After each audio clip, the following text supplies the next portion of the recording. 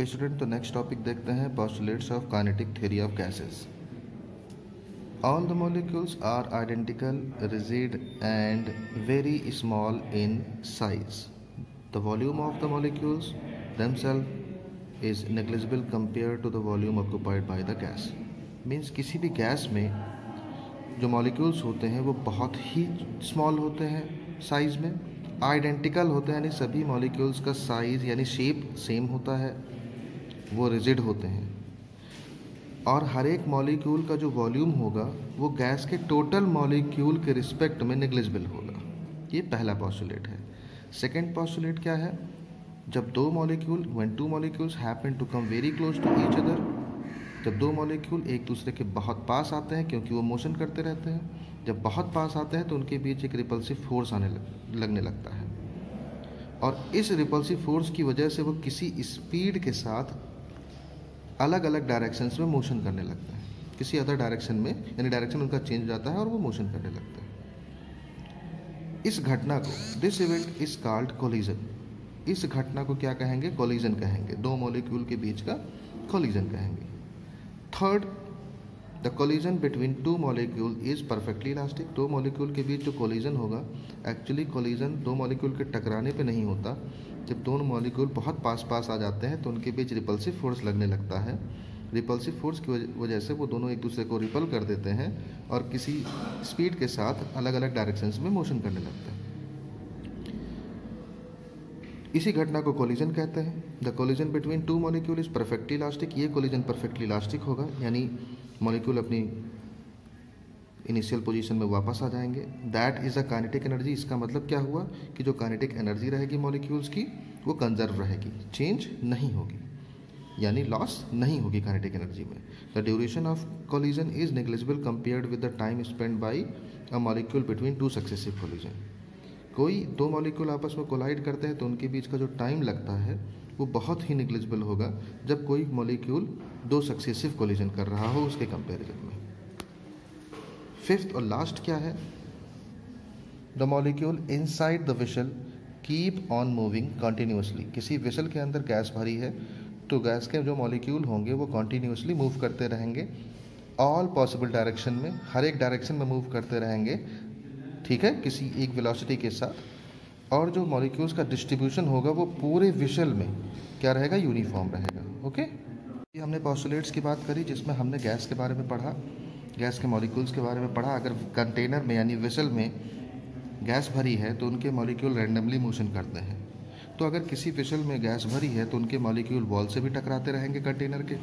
जैसे इस मॉलिक्यूल को समझिए, सपोज दैट ये मॉलिक्यूल हमारे पास एक है जिसका मास m है. ये vx वेलोसिटी से, vx वेलोसिटी का मतलब क्योंकि x डायरेक्शन में हमने लिया है, मॉलिक्यूल का हमने मैग्नीट्यूड वेलोसिटी क्या ली है? v ली है. तो x एक्सिस के डायरेक्शन में vx कंपोनेंट हो जाता है, y एक्सिस के डायरेक्शन में vy और z एक्सिस के डायरेक्शन में vz कंपोनेंट हो जाता है. अब हम मान लेते हैं कोई एक विसल ऐसे रखा हुआ है, इसके एक एज पे हम कोऑर्डिनेट एक्सिस बना रहे हैं. तो एक मॉलिक्यूल हम x एक्सिस के डायरेक्शन में मान लेते हैं कि मूव कर रहा है जिसका मास m है vx वेलोसिटी से. तो ये जाएगा, वॉल पे टकराएगा और फिर वापस लौटेगा. मास वही है, वेलोसिटी वही रहेगी, बस नेगेटिव डायरेक्शन हो जाएगा क्योंकि काइनेटिक एनर्जी कंजर्व रहती है. अब अगर ये जो डिस्टेंस कवर करेगा एक वॉल से दूसरे वॉल तक, ये लेंथ अगर हम मान लेते हैं l है तो l लेंथ वो जाएगा और फिर l लेंथ वापस आएगा, टोटल लेंथ 2l हो जाएगा. वेलोसिटी vx है तो टाइम हम निकाल सकते हैं डिस्प्लेसमेंट अपॉन वेलोसिटी करके 2l अपॉन vx. तो अब यहाँ पढ़ते हैं हम प्रेशर कितना लगाएगा मॉलिक्यूल. यहाँ जाने पर टकराएगा, फोर्स लगेगा, फोर्स लगाएगा वॉल पे यानी प्रेशर लगाएगा. तो प्रेशर कितना लगेगा ये निकालेंगे. Means formula for the pressure of an ideal gas. तो बाकी चीज़ें मैंने आपको एक्सप्लेन कर दी. तो जैसे वो x एक्सिस के डायरेक्शन में हमने वेलोसिटी ली, उसी तरह से y एक्सिस के और z एक्सिस के डायरेक्शन में कंपोनेंट ली. तो जो वेलोसिटी का मैग्नीट्यूड आएगा उसका होल स्क्वायर क्या होगा? vx square plus y square plus vz square, यानी vx square plus vy square plus vz square, यानी टोटल वेलोसिटी का स्क्वायर x एक्सिस के अलॉन्ग वेलोसिटी के स्क्वायर प्लस y एक्सिस के अलॉन्ग वेलोसिटी का square plus z axis के along velocity के square के सम के बराबर होगा. ठीक है. रैंडम मोशन में क्या होता है? हर एक एक्सिस में इक्वल वेलोसिटी के साथ मॉलिक्यूल मूव करता है. तो ये तीनों इक्वल हो जाएंगे. तो यानी तीनों को हम वी एक्स लिख सकते हैं, तो वी एक्स का स्क्वायर आ जाएगा, 3vx स्क्वायर हो जाएगा। यहाँ से हमने वी एक्स स्क्वायर की वैल्यू निकाल ली 1/3v²। तो अगर हम मीन लेते हैं, क्योंकि कई सारे मॉलिक्यूल होंगे, सभी मॉलिक्यूल की वेलोसिटीज़ का मीन लेते हैं, तो वी एक्स स्क्वायर बार की वैल्यू आ जाएगी 1/3v² बार। ओके, तो ये एक्स एक्सिस के डायरेक्शन में मान लीजिए मॉलिक्यूल एल डिस्टेंस कवर करता है, फिर टकराने कोलाइड होता है, फिर वापस आता है, वॉल से कोलाइड होता है। तो अब टोटल डिस्टेंस कितना कवर करेगा वो 2l। वेलोसिटी क्या है vx, तो टाइम कितना लगेगा 2l/vx। ये टाइम हमने निकाल लिया, क्या आया 2l/vx। इसकी ज़रूरत हमें पड़ेगी। अब होगा क्या कि जब कोलाइड करेगा तो मोमेंटम कंजर्व रहता है। तो पहले हम मोमेंटम निकालते हैं कि मॉलिक्यूल मूव कर रहा है vx वेलोसिटी से, एक कोलिजन में मोमेंटम कितना चेंज होगा। चेंज इन मोमेंटम क्या होता है, final momentum minus initial momentum. Final momentum क्या होगा, m into minus v x, ठीक है, m into minus v x, और इनिशियल मोमेंटम क्या हो जाएगा m इंटू वी एक्स। यहाँ सॉल्व कर देंगे तो -2mvx आ जाता है। जो मोमेंटम रहेगा वो कंजर्वेशन लॉ के हिसाब से उतना ही मोमेंटम इसको ट्रांसफ़र हो जाएगा, बस जो निगेटिव था वो पॉजिटिव में। यानी वॉल को कितना ट्रांसफ़र होगा मोमेंटम, +mvx, ठीक है। तो जो मोमेंटम ट्रांसफ़र हुआ है किसको, वॉल को, एक कोलिजन में, उसको टाइम से डिवाइड कर दें तो rate of change of momentum आता है, यानी rate of change of momentum, यानी rate of transfer of momentum to face A. और rate of change of momentum क्या होता है, फोर्स आ जाता है।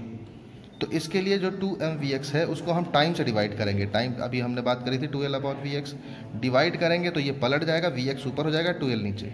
यानी ये जो वैल्यू आई है ये rate of change of momentum आया है, जो मोमेंटम ट्रांसफ़र किया गया है वॉल ए को मॉलिक्यूल की वजह से, है ना। मॉलिक्यूल ट्रांसफ़र कर रहा है एक कोलिजन में। तो एक ही मॉलिक्यूल के लिए हमने निकाला है, ऐसे ढेर सारे मॉलिक्यूल होंगे एक्स एक्सिस के डायरेक्शन में, तो vx1 vx2 ऐसे ले लिया हमने। अब करेंगे क्या, ये आपका फोर्स आ गया, प्रेशर हमें निकालना है। तो pressure is equal to force upon area. Force की ये वैल्यू अपॉन एरिया क्या होगा, क्यूबिकल है तो लेंथ बराबर होंगे L इंटू एल, एरिया क्या हो जाएगा साइड इंटू साइड, यानी L स्क्वायर इंटू L करेंगे तो L क्यूब आ जाएगा। क्या आ जाएगा, ml क्यूब, बाकी ब्रैकेट में vx1 square plus vx2 square, इस तरह से and so on up to vxn square. n से हमने मल्टीप्लाई किया और n से डिवाइड किया, n है नंबर ऑफ मॉलिक्यूल।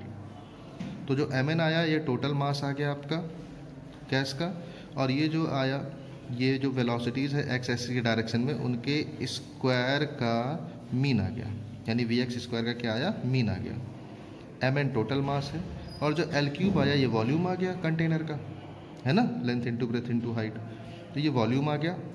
ये vx स्क्वायर का बार आ गया, यानी मीन निकल गया आपका, हमने वैल्यू रख दी। और mn जो है आपका वो टोटल मास है, अभी हमने mn ही रखा है इसको। अब देखते हैं यहाँ पर जो vx स्क्वायर बार है उसको पहले हमने कैलकुलेट किया था 1/3v स्क्वायर बार था, तो हमने यहाँ वैल्यू रख दी है vx स्क्वायर बार की 1/3v स्क्वायर बार। आ गया है 1/3 mn/v v स्क्वायर बार। अब mn क्या है, टोटल मास है, और ये है वॉल्यूम।